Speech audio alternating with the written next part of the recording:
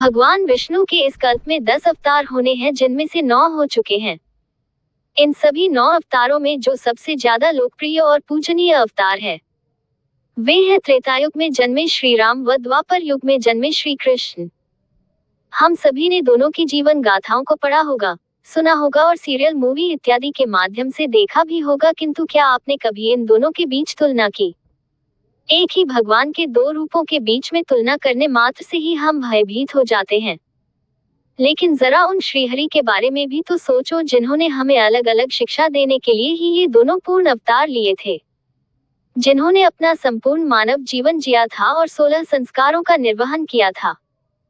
श्री राम व श्री कृष्ण में तुलना करना इसलिए आवश्यक है क्योंकि दोनों एक दूसरे से बिल्कुल भिन्न चरित्र, व्यक्तित्व, मूल्यों वाले थे, लेकिन थे दोनों ही आवश्यक। दोनों के बीच इतना अंतर था कि एक को अपने माता पिता के लिए राज सिंहासन का त्याग कर 14 वर्ष का कठिन वनवास भोगना पड़ा था, जबकि दूसरे के लिए उनके माता पिता को 20 वर्षों से अधिक समय तक कठोर कारावास भुगतना पड़ा था। दोनों इसलिए आवश्यक थे क्योंकि एक ने त्रेता युग में होते हुए भी दिखला दिया था कि सतयुग की शुरुआत कितनी मनोहर रही होगी, जबकि दूसरे ने द्वापर युग में होते हुए भी दिखला दिया था कि कलयुग का अंत किन भीषण घटनाओं के कारण होगा। सबसे पहले बात करते हैं मर्यादा पुरुषोत्तम श्री राम की। भारत के सबसे बड़े राज्य अयोध्या के महाराज दशरथ की सबसे बड़ी रानी कौशल्या के पुत्र व अयोध्या की प्रजा के सर्वाधिक प्रिय श्री राम के अगले दिन भोर होते ही राज्याभिषेक की तैयारियां चल रही थी।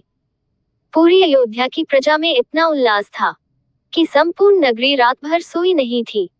सुबह होते ही श्री राम को कुछ अनहोनी होने का अंदेशा हुआ तो अपने पिता के कक्ष में गए।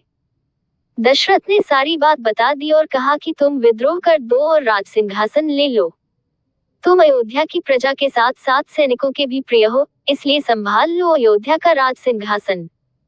श्री राम के पास एक और अयोध्या का सुगम राज सिंहासन था और उसका विरोध करने वाला कैकेयी और मंथरा के अलावा कोई नहीं था, कोई भी नहीं, स्वयं उनके पिता भी नहीं जो वचनों से बंधे थे। किंतु श्री राम ने अपने पिता की आन की खातिर सहजता से 14 वर्षों का कठिन वनवास चुना और सभी सुखों को त्याग कर चल दिए अपने जीवन के 14 वर्ष वन में बिताने को।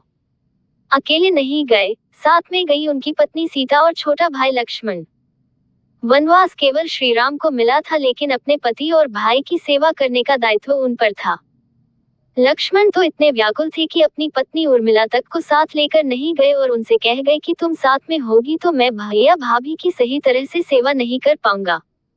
सतयुग की शुरुआत की इससे मनोहर परिकल्पना क्या ही होगी। दूसरी ओर बात करते हैं द्रौपदी चीरहरण की। यह कोई सामान्य घटना नहीं थी जिसमें सभी के सामने एक स्त्री के वस्त्र उतारे जा रहे थे। द्रौपदी सनातन धर्म की 5 सर्वश्रेष्ठ कन्याओं में से एक थी। पांचाल नरेश की पुत्री थी, हस्तिनापुर राज्य की पुत्रवधू थी और देवपुत्रों पांडवों की पत्नी थी। वह सभा भारत के सबसे बड़े और शक्तिशाली राज्य हस्तिनापुर की राज्य सभा थी, जिसमें हस्तिनापुर के महाराज धृतराष्ट्र थे, भारत के सबसे शक्तिशाली योद्धा गंगापुत्र व भगवान परशुराम के शिष्य भीष्म पितामह थे। भगवान परशुराम के ही दूसरे शिष्य गुरु द्रोणाचार्य थे और भी अन्य महान व शक्तिशाली पुरुष वहां उपस्थित थे। उन सभी के सामने उसी राज्य की पुत्रवधू, जो कि उसी परिवार का सम्मान था, उसे भरी सभा में सभी के सामने वस्त्रहीन करने की चेष्टा की जा रही थी। बात यही समाप्त नहीं होती। ये कलंकित कार्य किया किसके द्वारा जा रहा था? ये कलंकित कार्य एक पोते का अपने दादा के सामने, एक पुत्र का अपने पिता के सामने, एक शिष्य का अपने गुरु के सामने, एक भाई का अपने ही भाइयों के सामने ही उनकी पत्नी व अपनी भाभी को नग्न करने का प्रयास किया जा रहा था।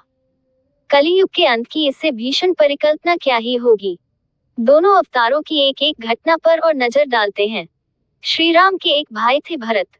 ना ही सगे भाई थे व ना ही चचेरे, अपितु सौतेले भाई थे। श्री राम के वनवास और अयोध्या में हुए घटनाक्रम से अनभिज्ञ थे। जब अयोध्या पहुंचे तो सब घटना का ज्ञान हुआ। उनकी मां कैकेयी ने उनके सामने अयोध्या का विराट राज सिंहासन रख दिया। विरोध करने वाला भी कोई नहीं था, क्योंकि श्री राम वहां की प्रजा और सैनिकों से वचन लेकर गए थे कि भारत के राज सिंहासन में कोई आड़े नहीं आएगा और ना ही कोई इसका विरोध करेगा। भारत के लिए अब मार्ग बहुत आसान था।